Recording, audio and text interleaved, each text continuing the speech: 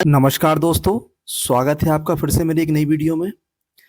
दोस्तों, जैसा कि आप सब जानते हैं, आज का सबसे बड़ा हॉट टॉपिक है ट्रंप द्वारा लगाए गए टैरिफ और सुप्रीम कोर्ट का हाल ही में आया फैसला। क्या ट्रंप के टैरिफ से भारत को नुकसान होगा या पूरी तरह से बदलने वाले हैं? चलिए इसे आसान भाषा में समझते हैं। सबसे पहले, ट्रंप ने कुछ देशों पर टैरिफ लगाए थे। भारत पर भी पहले 50% टैरिफ था, जो बाद में उन्होंने घटाकर उसको 25% कर दिया था, और अब कोर्ट में इसे पूरी तरह से अवैध घोषित कर दिया गया है। तो इसे अपन थोड़ा आसान भाषा में समझने की कोशिश करते हैं कि एक्चुअल में हुआ क्या है। ये जैसे अगर आप मान के चलें, जैसे स्कूल में किसी बच्चे को 500 रुपए का जुर्माना लगा है, किसी बच्चे को 500 रुपए का जुर्माना लगा है, और बाद में अगर वो कोर्ट उसे कह देता है कि ये गलत था, तो वो जुर्माना उससे हट जाएगा। इसी तरह टैरिफ का भी यही हाल हुआ है। पुराने नियम लागू रहेंगे, लेकिन जो टैरिफ लगा था वो अभी हट गया है। अब सबसे बड़ा सवाल क्या है, क्या भारत और अमेरिका की जो ट्रेड डील टूट जाएगी? देखिए, डील साइन ही नहीं हुई थी। एक्चुअल में डील का जो फ्रेमवर्क तैयार हुआ था, पर एक्चुअल में जो डील साइन होनी थी वो मार्च में होनी थी।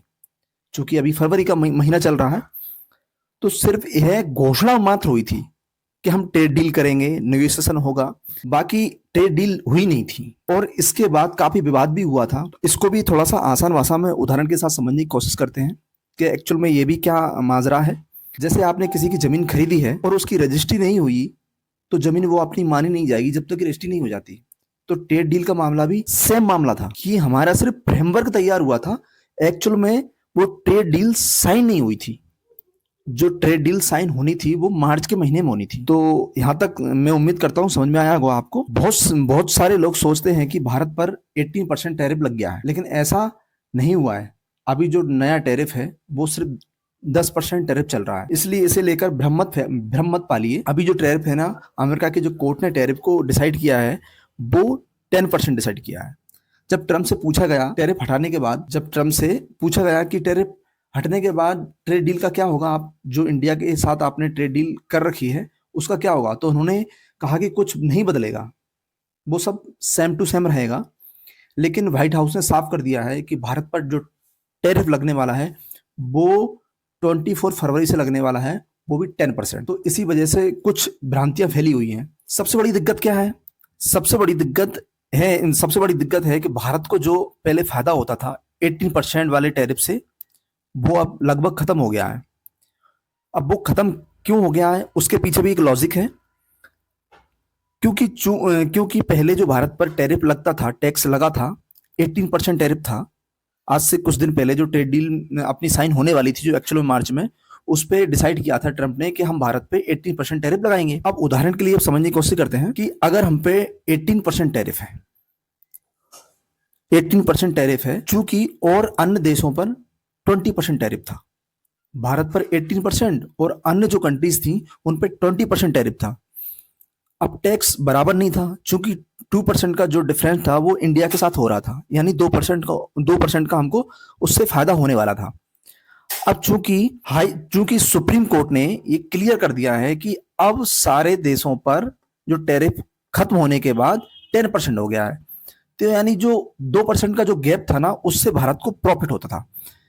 अब इसको एक थोड़ा सा और आसान समझने की कोशिश करते हैं उदाहरण के साथ कि अगर मान के चलिए आपके मोहल्ला या पड़ोसी या बाजार में कोई दुकानें हैं जिसपे सभी दुकानों पर 20% टैरिफ लगा हुआ है, और वहीं एक ऐसी दुकान है जिसपे 18% टैरिफ लगा हुआ है। तो अब जब 80% टैरिफ लगा हुआ है, तो जो 20% टैरिफ लगा हुआ है जिस दुकान पे, उसका सामान थोड़ा सा 18% के मुकाबले थोड़ा महंगा होगा। चूंकि जो 18% वाला है उसको थोड़ा सा फायदा होगा 2% का, तो उससे उसको 2% का प्रॉफिट हो रहा था। अब चूंकि सभी पे समान कर दिया है, तो जो प्रॉफिट वाला भाग था ना, वो एक जो भाग था ना, उसकी एक जो अपॉर्चुनिटी चली गई है।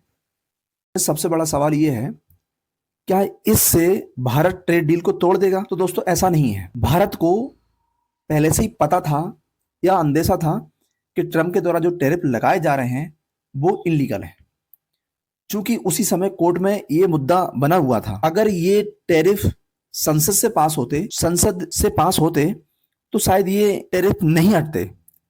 अब जो टैरिफ लगाए गए थे वो ट्रंप के द्वारा लगाए गए थे, तो इसलिए उसको हटना पड़ा या कोर्ट के द्वारा उनको हटाना पड़ा।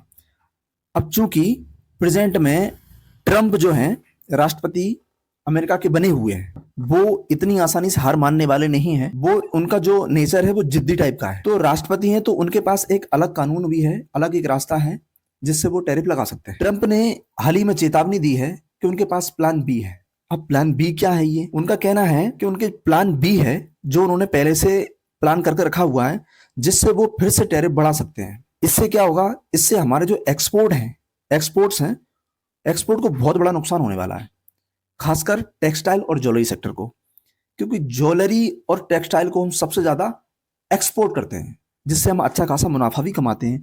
क्योंकि आप सभी को पता है कि जो अमेरिका का बाजार है वो बहुत बड़ा बाजार है, जिससे हमारी जो इनकम है अच्छी खासी इनकम होती है।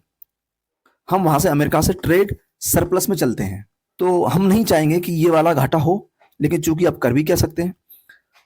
एक अमेरिका में और सेक्शन है, एक नियम है जिसके तहत, जिसको कहते हैं, अगर ट्रंप ने सेक्शन 338 का अगर उपयोग किया, इस्तेमाल किया, तो यह ट्रेड वॉर शुरू हो सकता है।